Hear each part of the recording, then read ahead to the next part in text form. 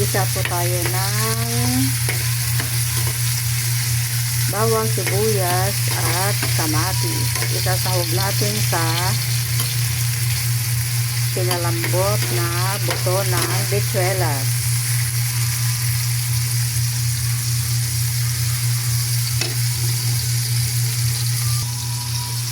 Wow!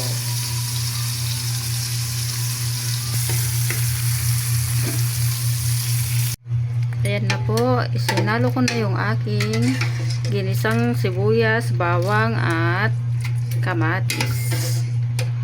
Sinalo ko na dito sa pinalambot na buto ng bituelas at pata ng baboy. Ayan po.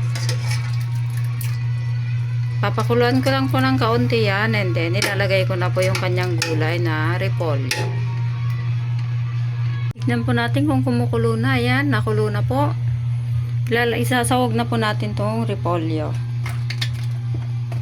Naugasan ko na po yan. Sasawag na po natin dito.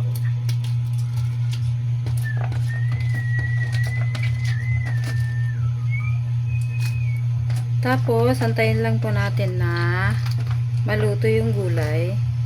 Nilagyan ko na rin po yan ng bitchin at saka asin. Pampalasa po.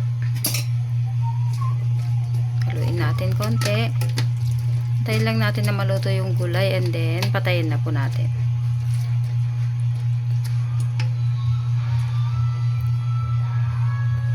Ayan, ang ulam po namin, bitsuelas na may pata ng baboy at may gulay na repolyo.